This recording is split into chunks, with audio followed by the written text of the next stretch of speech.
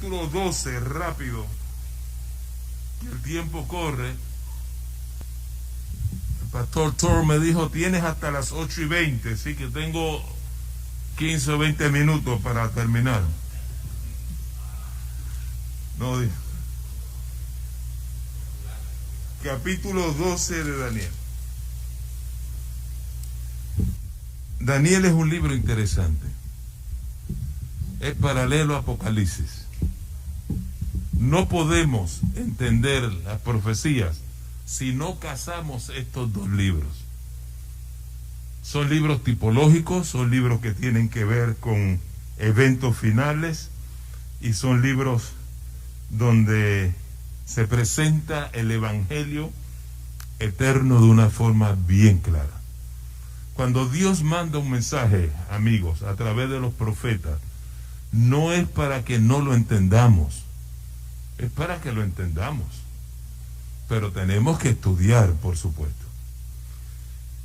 Daniel es un libro fácil de entender y no es un libro de muchos capítulos. Apocalipsis tiene 22 capítulos. Daniel lo único que tiene son 12 capítulos. Y de esos 12 capítulos, los capítulos proféticos que tienen que ver con profecías, periodos proféticos, es el capítulo 2, capítulo 7, capítulo 8, capítulo 9, brincamos al capítulo 11 y capítulo 12. Son como 6 capítulos, 6 o 7 capítulos nada más. Los demás son capítulos proféticos. Ahora, hay una infraestructura de Daniel que si nosotros la entendemos, posiblemente en 1 o 2 días máximo podemos estudiar y cubrir todas las profecías de Daniel. Que las podamos explicar después, eso es otra cosa, pero sí estudiarlas y entenderlas.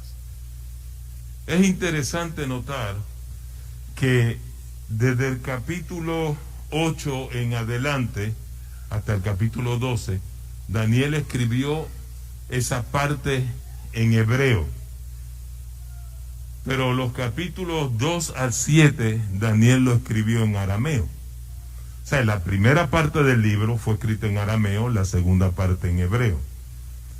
Entre el capítulo 7 y 8, ¿por qué Daniel cambia la forma de escribir? Bueno, porque el capítulo 8 tiene que ver más directamente con el santuario y con las costumbres judías.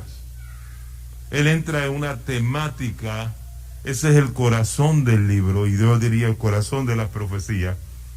Y el capítulo 8 nos dice las realidades que nosotros estamos viviendo hoy día y el porqué de la existencia de la iglesia adventista del séptimo día. Que pudo haber sido otra iglesia, pero Dios eligió este pueblo. Y Dios está a la cabeza de esta iglesia con un propósito, una misión que está ahí presentada en el capítulo 8 de Daniel. Por lo tanto, para poder comprender el capítulo 12 de Daniel y comprender la mayoría de las profecías del gran conflicto de lo que está ocurriendo y como lo presenta el libro de Apocalipsis, tenemos que tener una noción de lo que está hablando el libro de Daniel y específicamente entender el capítulo 8 de Daniel. Así que yo voy a dedicar unos momentos para eso en particular.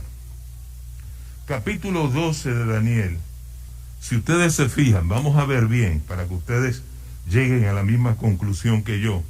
Realmente el capítulo 12 de Daniel comienza en el versículo 5, no en el versículo 1.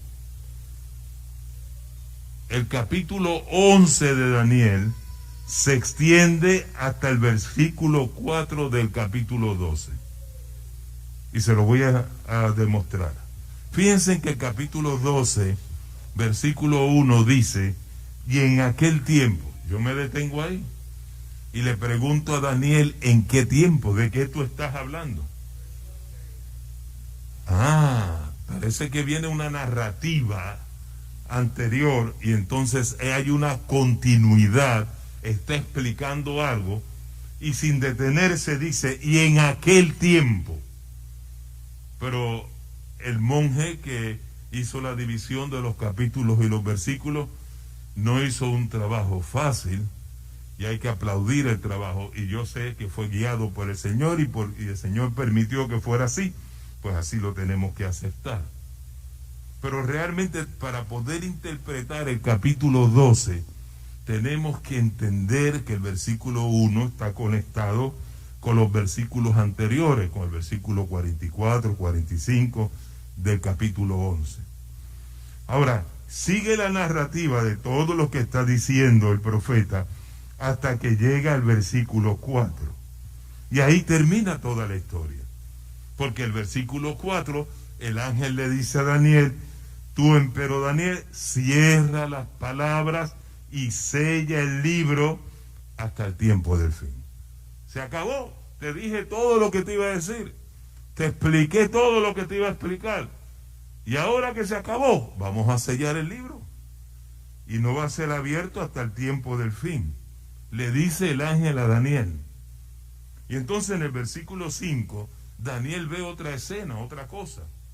Y yo, Daniel, miré, y aquí otros dos que estaban, el uno de esta parte de la orilla del río y el otro de la otra parte de la orilla del río. Siempre sabemos que el ángel Gabriel era el ángel encomendado por el cielo para revelarle las verdades a Daniel. Pero a veces cuando vemos a otro ser divino, celestial, con el ángel, que sabe un poquito más que el ángel, y que está vestido con vestiduras sacerdotales, con tela de lino, etcétera, sabemos que ese otro personaje es Jesús.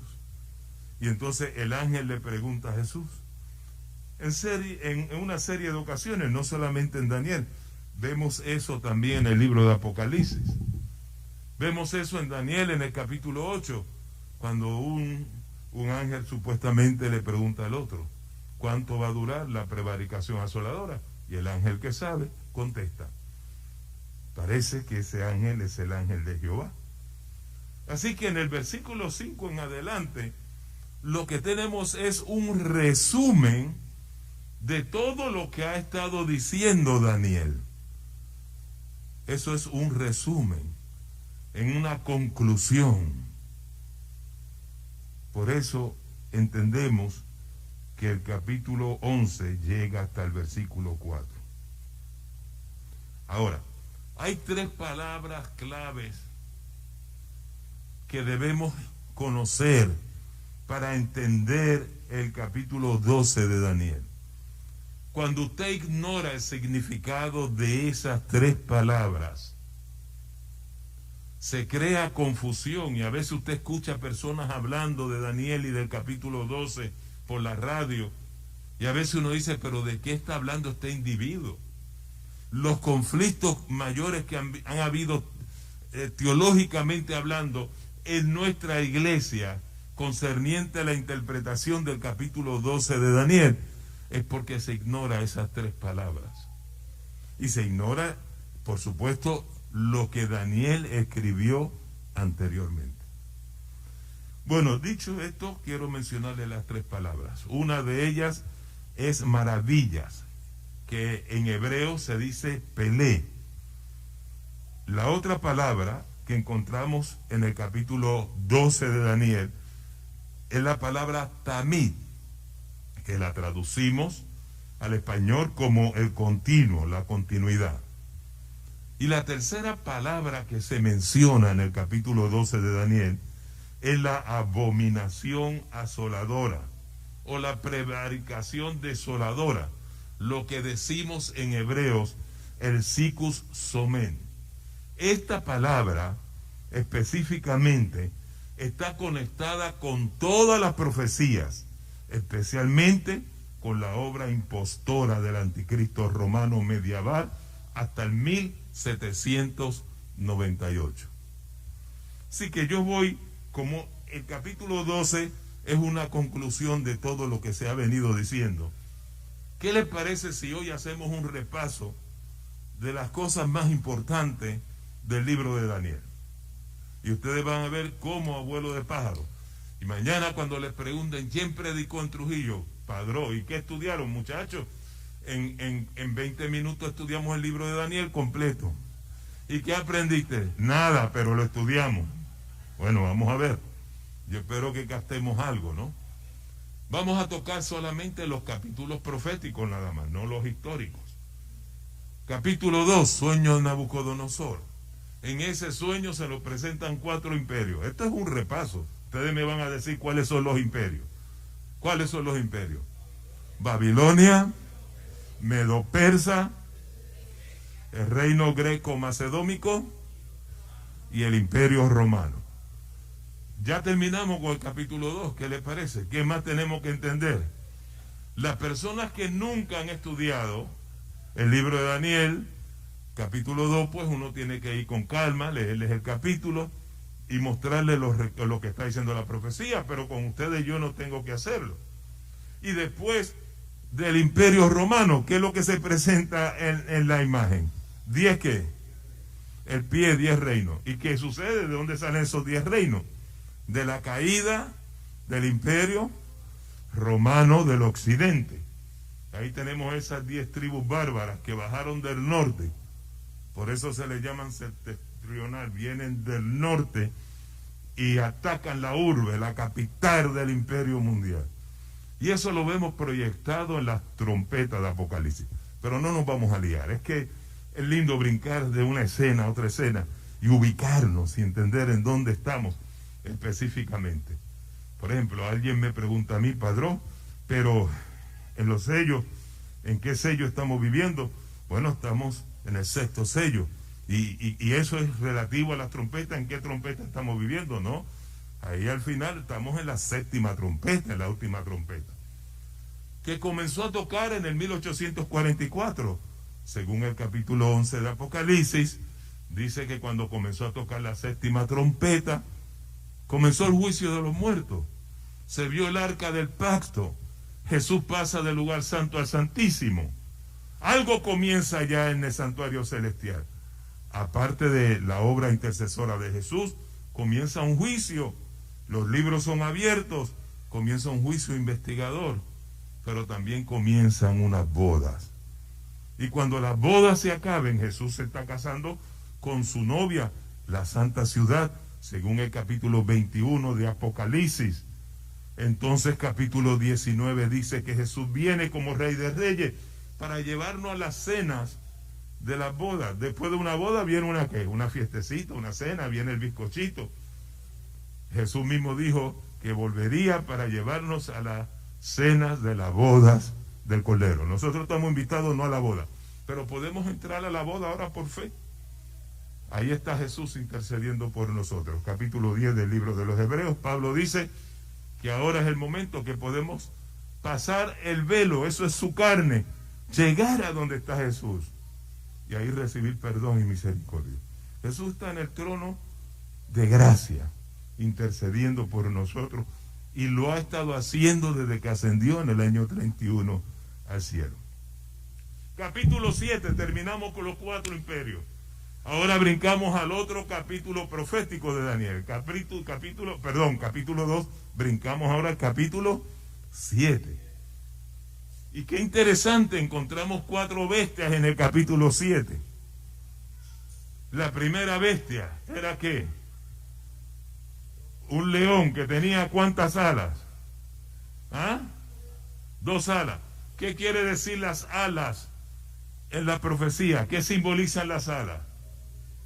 Simbolizan velocidad, ¿verdad? Era rápido este león, tenía 2 alas, ¿no? Pero después del león viene ¿qué? Otra bestia salvaje. ¿Qué bestia viene? Viene un oso. ¿Y qué tenía? ¿Cuál es la característica de ese oso? Que estaba levantado de un costado más que del otro. ¿A quién simboliza ese oso? Ajá.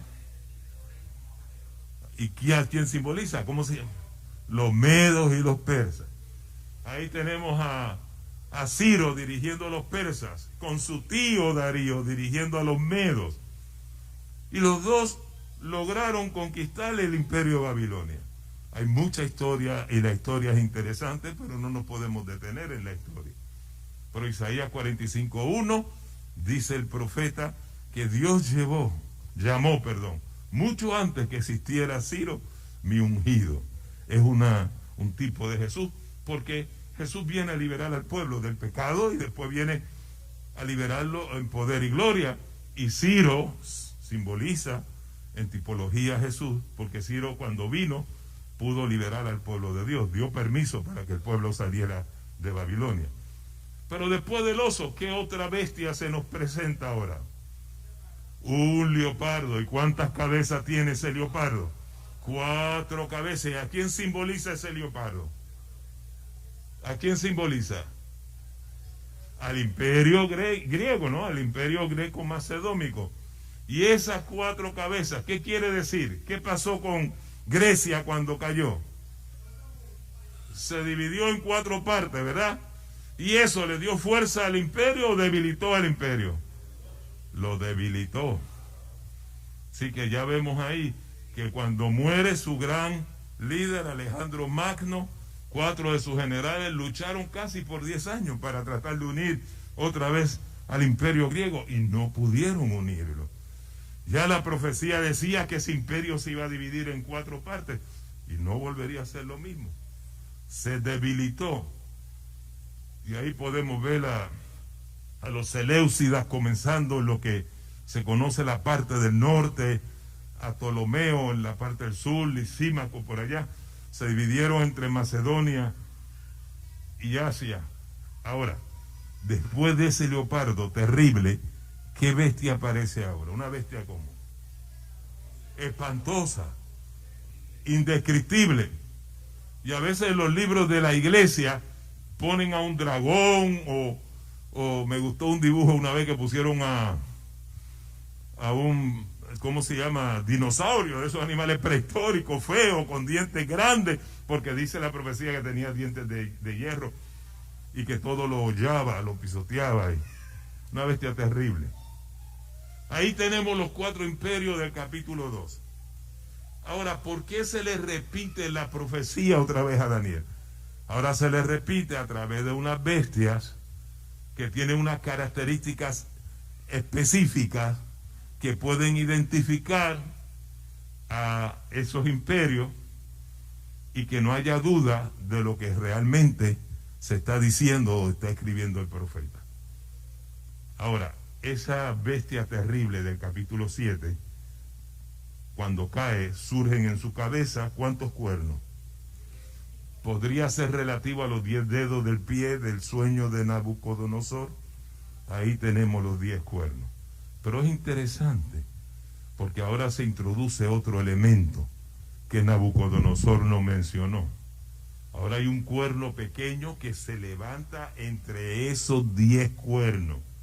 Y al principio era chiquito, pequeño, pero comenzó a, ¿qué dice? Comenzó a crecer. Y de las 10 naciones que estaban establecidas, derriba a 3.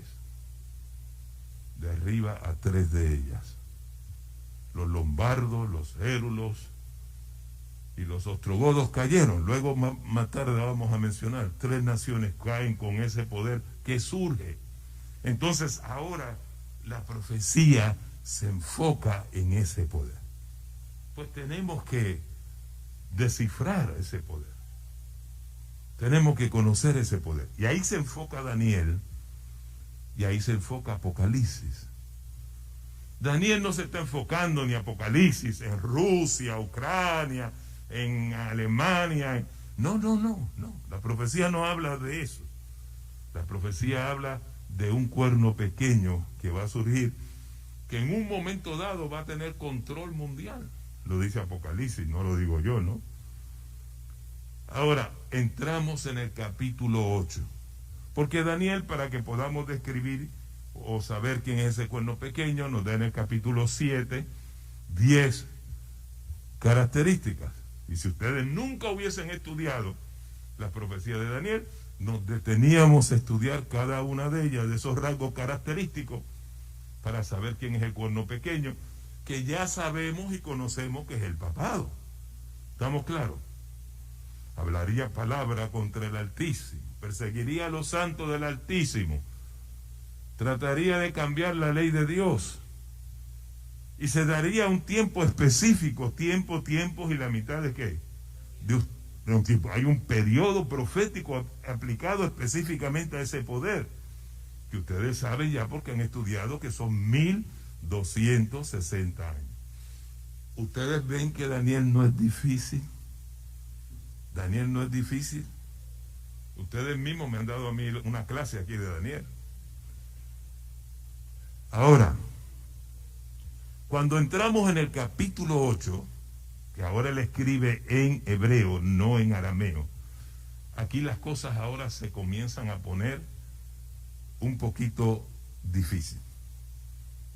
Pero ustedes van a ver, ustedes lo van a entender y se van a dar cuenta que realmente el mensaje está bien claro.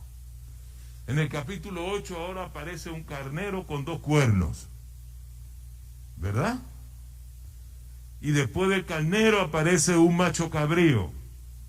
Pero espérate, el capítulo 7 me hablaba de bestias salvajes, terribles. Y ahora el capítulo 8 me está hablando a mí de bestias dóciles. ¿Por qué?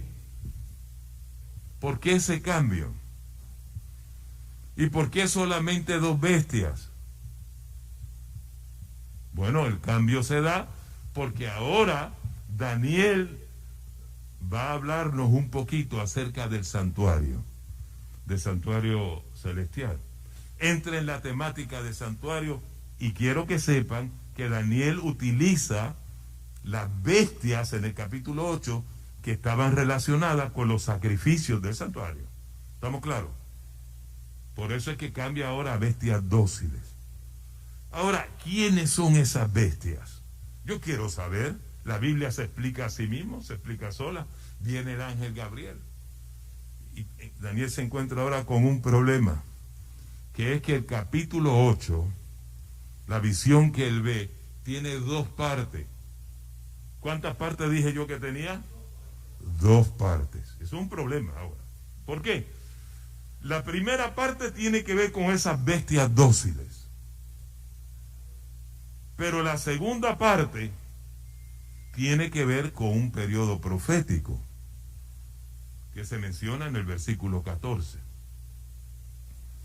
Ahora, Daniel entendió la primera parte, la parte de las bestias, porque el ángel le explicó y le dijo: mira, ese carnero que tú vistes,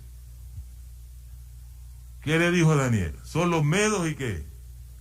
Pues ya no hay más nada que buscar. Yo escuché no hace mucho una predicación en una iglesia adventista y ahí estaba un estudioso de las escrituras. Digo estudioso porque se metió en Aguascalientes y cuando estalló la guerra allá, ¿se recuerda del Golfo Pérsico? Pues entonces empezó a identificar a Irán, a Irak con los medos y los persas, porque está hablando de Mesopotamia, de esa región. Y le dijo a la iglesia: se los dije, se dan cuenta de lo que yo les dije, que iba a estallar la guerra allí. Mira, aquí está la profecía, aquí tenemos a los medos y los persas, ahí, esa es la batalla moderna. Y ahí empezó a decir una de disparate que yo me quedé impresionado. Y ahora hay quien dice, no, que si el águila, pues el águila se identifica con Estados Unidos, o que si el oso, y que esa bestia se identifica con Rusia, y ahí empiezan a inventar y a buscar. Bueno, ¿para qué inventar si ya el ángel le dijo a Daniel lo que eran esas bestias? Y la segunda bestia del cuerno, le dice el ángel a Daniel, ese es el rey de Javán, de Grecia, de Macedonia, de por allá. Y ese cuerno representa al rey primero, dice. No hay nada más que buscar, punto. Y ese carnero que tenía los 2 cuernos, los medos y los persas, empieza la profecía entonces dejando fuera al imperio de Babilonia. ¿Por qué? Si en el capítulo 2 se menciona Babilonia, la cabeza de oro, en el capítulo 7 se menciona Babilonia, la primera bestia, el león, ¿por qué se deja fuera ahora a Babilonia? Bueno, ¿perdón? Porque Babilonia estaba en decadencia. Le quedaban como 12 años nada más, 10 o 12 años. No era ya profecía decir que esta bestia es Babilonia, no era profecía, ya Babilonia había pasado a la historia. Profecía es lo que viene después de Babilonia, ¿entienden ahora? Sí, que no era profecía, no había razón para mencionar a Babilonia, sí, que empezó con los medos y los persas. ¿Y hay problema con eso? No, ¿por qué? Porque el ángel le dijo quiénes son los medos y quiénes son los persas.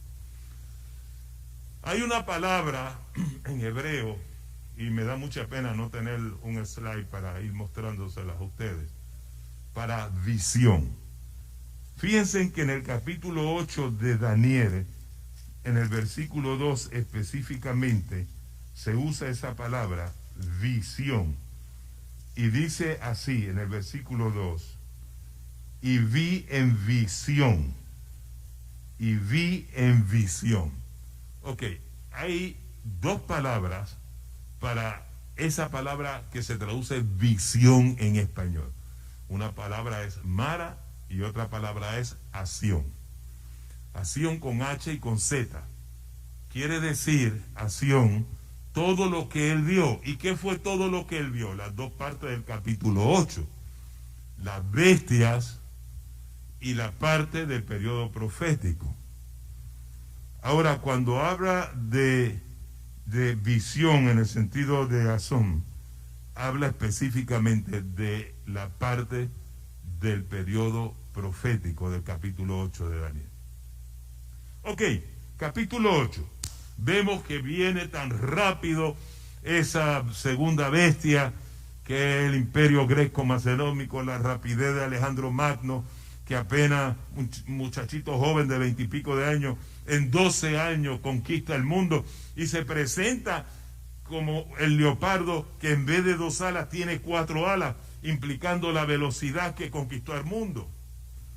Él simplemente quería realizar el sueño de su papá Filipo, que Filipo quería organizar un ejército de Macedonia y Grecia y llevar ese ejército para atacar allá a los medos y a los persas en Mesopotamia, pero le matan al papá y el muchacho crece, se vuelve poderoso, político, líder y organiza, la gente de Grecia puso los ojos en este muchacho y organiza un ejército impresionante entre Macedonia y Grecia y comienza su campaña todo por Macedonia, Asia Menor, llega allá a Mesopotamia y derrota a los medos y a los persas. Pero su ambición era más allá. Siguió hacia el sur para conquistar a Egipto y después siguió hacia la India, pero cuando estaba por la India, su ejército se cansó y le dijo, no, vamos a regresar. Hace años que no vemos nuestros hijos, nuestras esposas, nuestra familia. Protestaron. Él mató a 2 o 3 de los que protestaban, pero según avanzaban hacia la India, él quería llegar al mar por ese lado. Tuvo una presión más fuerte de parte del ejército y entonces él regresó. Pero parece que le gustaban las orgías, las fiestas, las borracheras, y tenía una mala vida. Y la historia no se ha puesto de acuerdo para decir de que murió, pero murió de 32, 33 años, jovencito, no duró mucho. Y cuando muere Alejandro Magno deja un legado. Pero aparte de eso, sus 4 generales quieren tomar posesión ahora del reino. Y eso se lo explica el ángel a Daniel. Sí que Daniel entendió la primera parte de la profecía. Pero ahora la segunda parte, Daniel no la entendió. Y el ángel no se la explicó y el ángel se fue. Daniel dice la Biblia, capítulo 9, que comenzó a llorar, a ayunar. Tuvo bastante tiempo llorando y ayunando. Hasta que finalmente el ángel regresa a explicarle a Daniel la parte de la profecía que Daniel no entendió. Y es interesante, porque el ángel le dice a Daniel, he venido para explicártela. ¿Sabes por qué, Daniel? Porque tú eres muy amado en el cielo. Y el cielo te quiere ayudar. La parte más linda de todo lo que podamos decir de la profecía de Daniel, porque cuando yo leo este texto, lo leo una y otra vez, me arranca las lágrimas escuchar que el ángel le dice, eres muy amado en el cielo. Y por eso vengo a explicarte, Daniel. ¿Saben lo que venga un ángel y le diga a usted, usted muy amado en el cielo? No, eso realmente es algo impactante. Pero quiero decirles algo, hermanos. Si hay algo que yo quiero que ustedes se lleven esta noche para sus casas, es que ustedes y yo somos muy amados en el cielo. Y por eso estamos aquí. Por eso Jesús murió en la cruz por nosotros, porque Él nos ama a nosotros. Y cuando usted vive, enfrenta su vida, sus situaciones, y mantiene ese pensamiento en la mente, yo soy muy amado en el cielo, tú sabes que Jesús está ahí al lado tuyo. A veces las cosas no salen como uno quiere, pero Dios tiene un propósito. Dios permite algunas cosas con algún propósito, pero también hay momentos que Dios no permite ciertas cosas para no perjudicarnos, y a veces no nos damos cuenta. Cuando lleguemos al cielo, el angelito de nosotros nos va a contar tantas cosas que Dios nos permitió para que nosotros fuésemos felices, y de cuántas cosas nos libró que no vimos, a nosotros, a nuestros hijos, a nuestra familia. Por eso cuando oramos, yo recuerdo un pastor Ocampo que nos decía, siempre debemos orar y dar gracias por las bendiciones que vemos y las bendiciones que no vemos, porque son muchas las que no vemos, pero están ahí porque no vemos a los ángeles y la mano de Dios obrando. De cuántas cosas no nos ha librado a nosotros. Es impresionante. Bueno, así que el ángel viene a explicarle a Daniel específicamente la parte que no entendió de las tardes y la mañana. Fíjense que en el versículo 26 del capítulo 8 dice, y la visión de la tarde y la mañana que está dicha, y cuando usted va al hebreo, la palabra visión que aparece ahí es mara, no aparece la palabra acción. ¿Por qué? Porque acción implica todo, las bestias y en la parte del periodo profético. Pero cuando hablamos de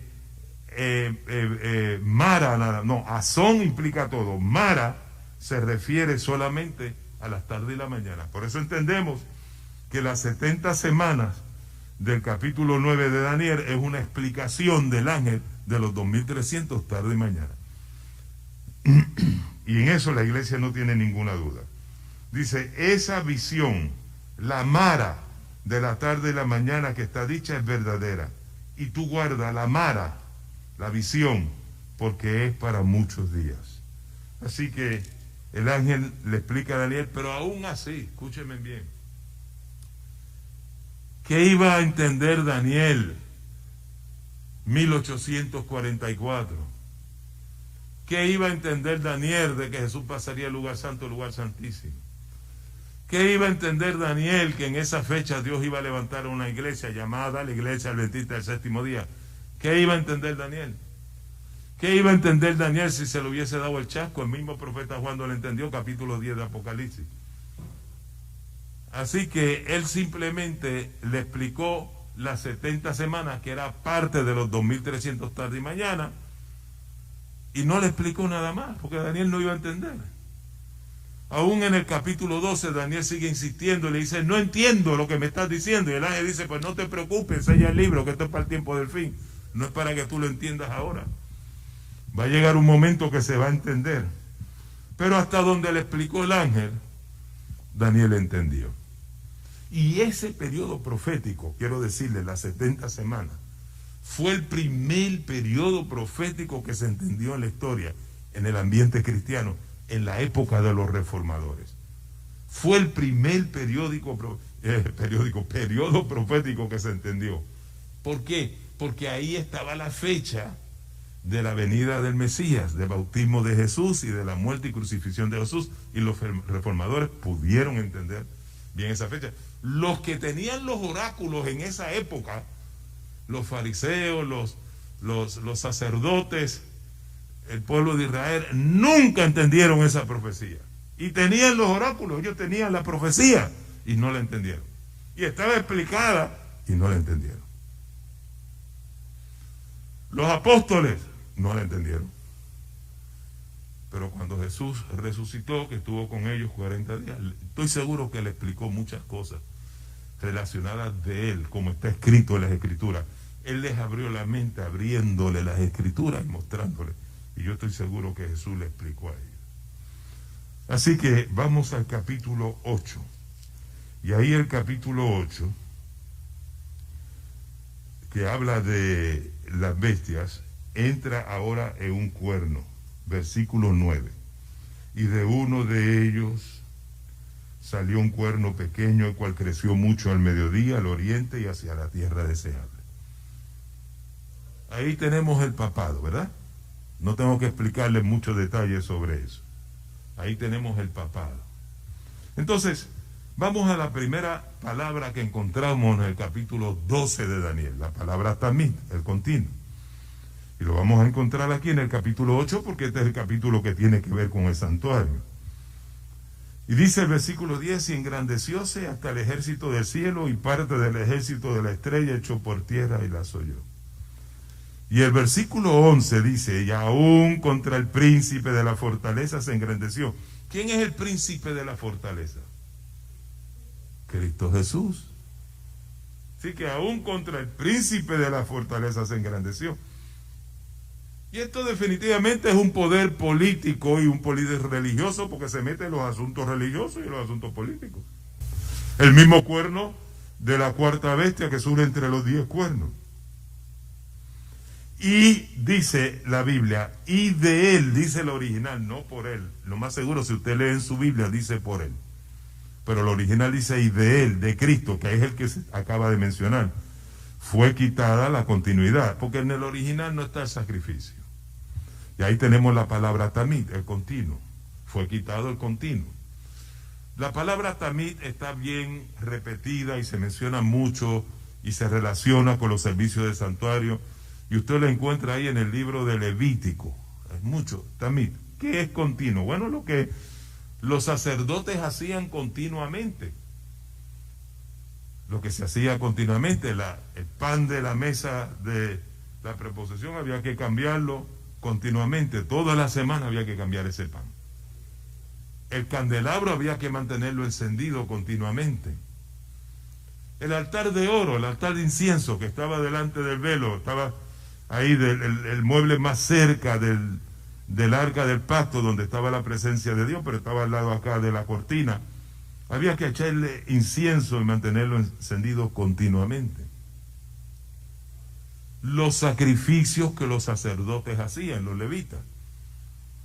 La sangre que tenían que introducir dentro del lugar santo, el procedimiento, el mojar con la sangre los 4 cuernos del altar de oro, el esparcir la sangre sobre la cortina, orar, el incienso que sube, que ayuda a la fragancia. Todo era la obra continua. Y eran cientos y cientos de sacrificios que se hacían, y a veces diariamente.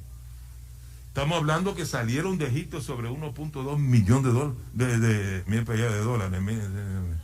1.2 millones de personas, no de dólares. Y esas personas se multiplicaron en el desierto.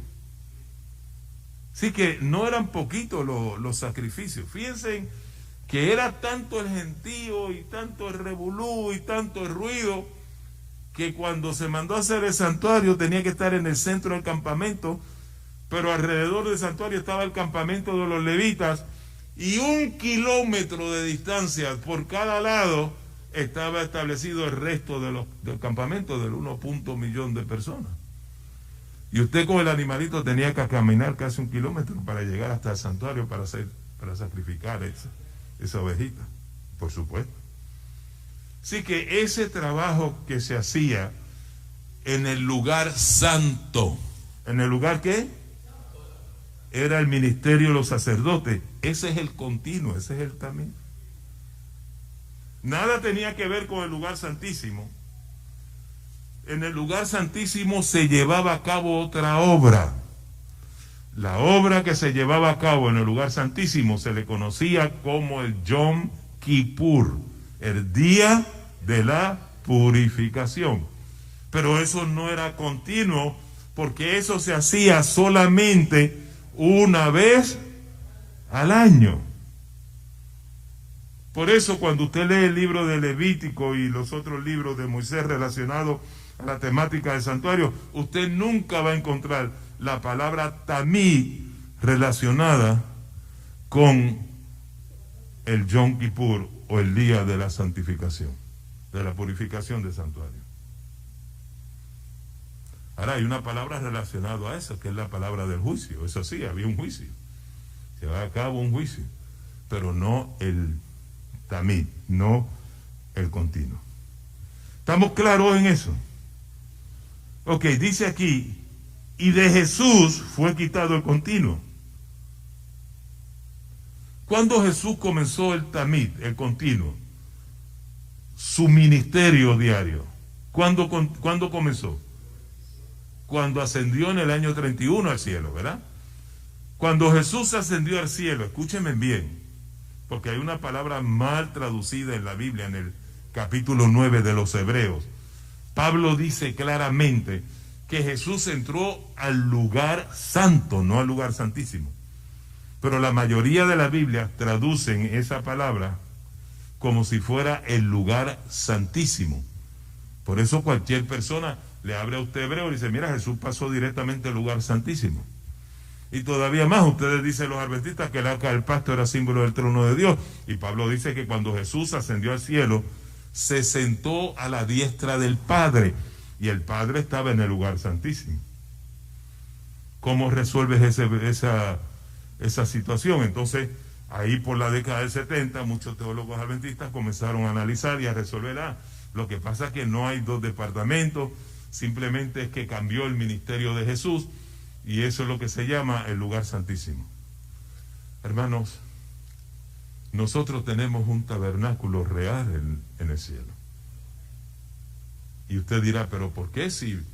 ¿Para qué una mesa de panes si Jesús dice yo soy el pan de vida y eso simboliza a Jesús, el candelabro al Espíritu Santo? ¿Para qué? ¿Para qué muebles? ¿Para qué muebles en el cielo? ¿Para qué un edificio en el cielo?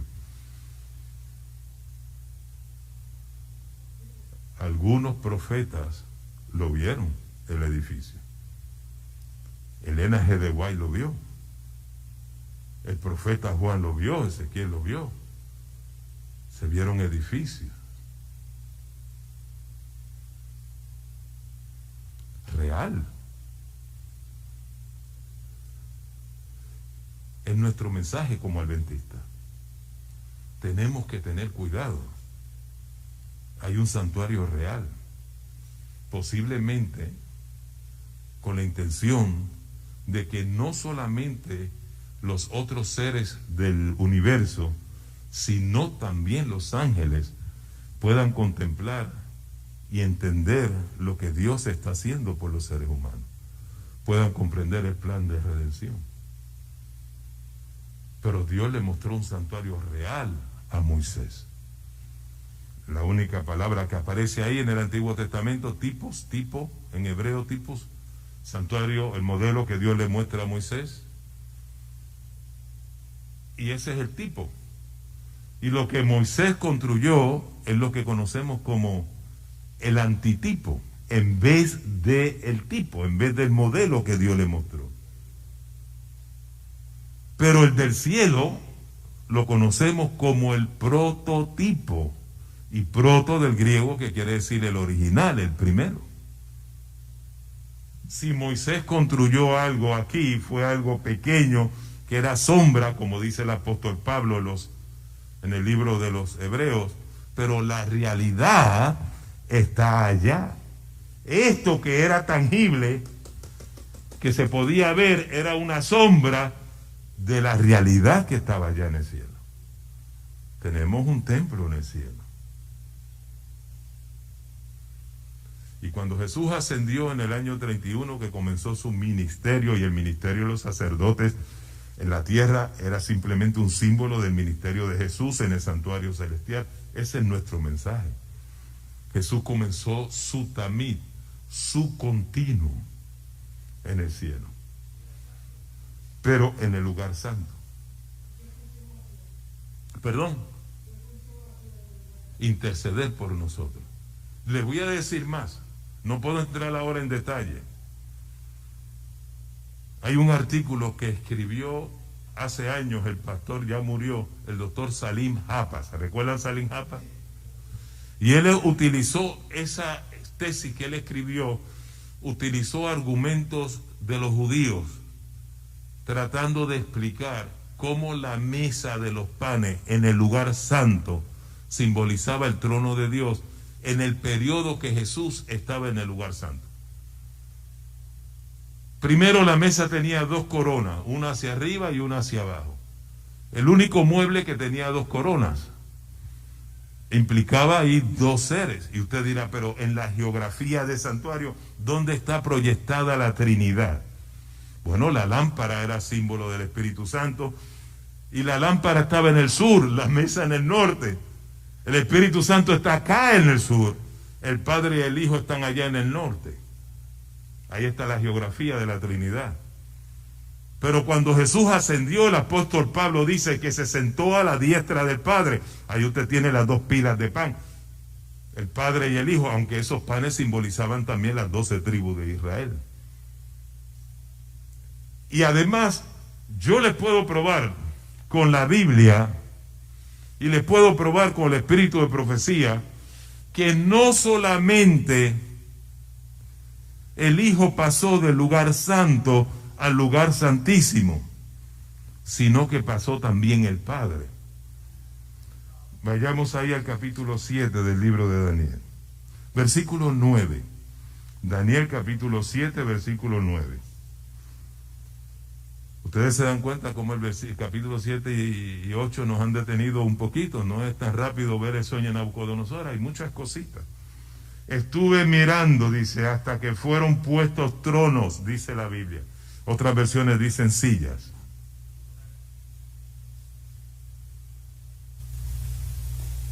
Ustedes me prestan una sillita de esta. Estuvo mirando el profeta hasta que fueron puestos tronos. Si los tronos fueron puestos ahí, es porque no estaban. Entonces, ¿dónde estaban?